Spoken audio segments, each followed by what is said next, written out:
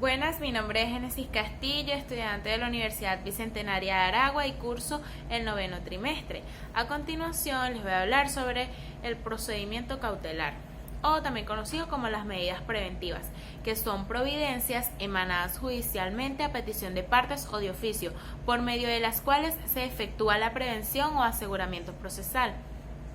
con carácter provisorio sobre bienes o personas para garantizar las resultas de un juicio. Deben denominarse medidas preventivas en razón de su trayectoria histórica en el proceso venezolano y por otra parte es el nombre que está establecido por el Código de Procedimiento Civil. Las medidas preventivas consideradas dentro de las medidas cautelares tienen efectos eminentemente ejecutivos, aseguran la ejecución forzosa del fallo, lo que ha conducido a denominar las medidas preventivas típicas. Están previstas en el Código de Procedimiento Civil para asegurar la ejecución de la sentencia, garantizar el resultado práctico de las acciones del acreedor contra el deudor, mediante un sistema que permite colocar determinados bienes fuera de toda transacción comercial, de manera que queden afectados forzosamente a la satisfacción de las obligaciones que se declaren o sean reconocidas en el proceso. De acuerdo al Código de Procedimiento Civil, en su artículo 585 se establece que las medidas preventivas las decretará el juez solo cuando exista riesgo manifiesto de que quede ilusoria la ejecución del fallo y siempre que se acompañe un medio de prueba que constituya presunción grave de esta circunstancia y del derecho que se reclama. En cuanto a la finalidad de las medidas preventivas,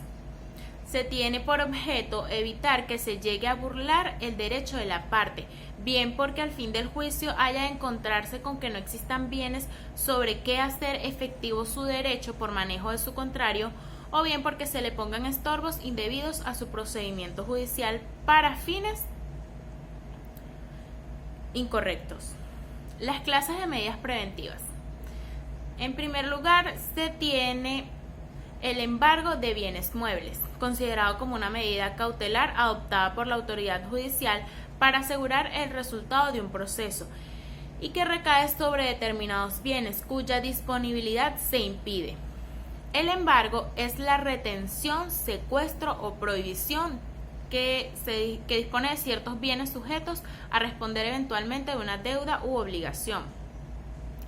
De acuerdo con el artículo 591 del Código de Procedimiento Civil, se tiene entendido que a pedido de parte el juez se trasladará a la morada del deudor o a los sitios o establecimientos donde se encuentran los bienes a embargarse. Para ejecutar la medida a tal fin, podrá ordenar la apertura de puertas y de cualesquiera depósitos o recipientes y solicitar cuando fuera necesario el auxilio de la fuerza pública. En segundo lugar, se tiene el secuestro de bienes determinados.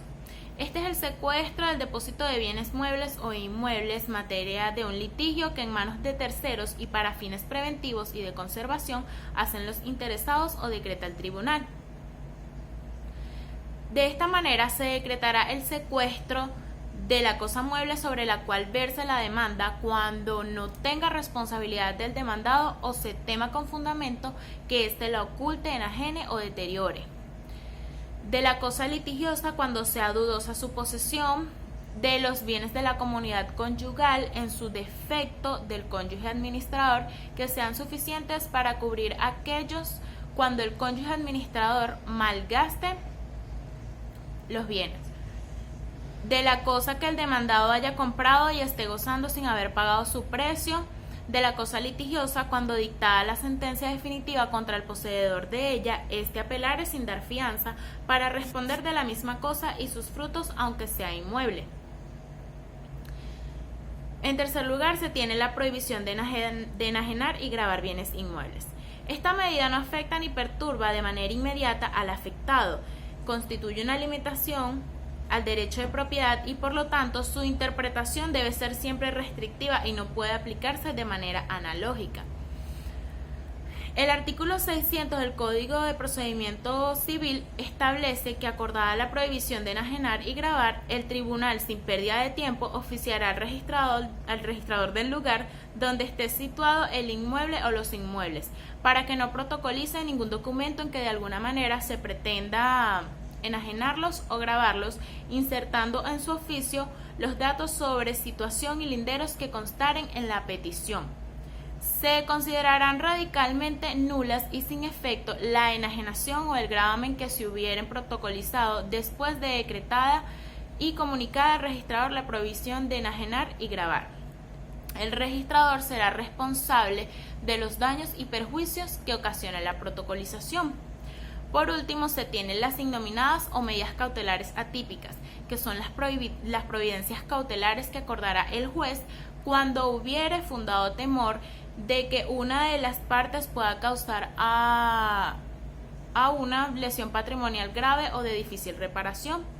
como por ejemplo autorizar o prohibir la ejecución de determinados actos. Este tipo de medidas son las que puede dictar el juez de acuerdo al caso concreto, cuando la que se persigue es el aseguramiento de las resultas de aquellas demandas que no buscan la satisfacción de obligaciones dinerarias o la restitución de algún bien. Gracias por su atención.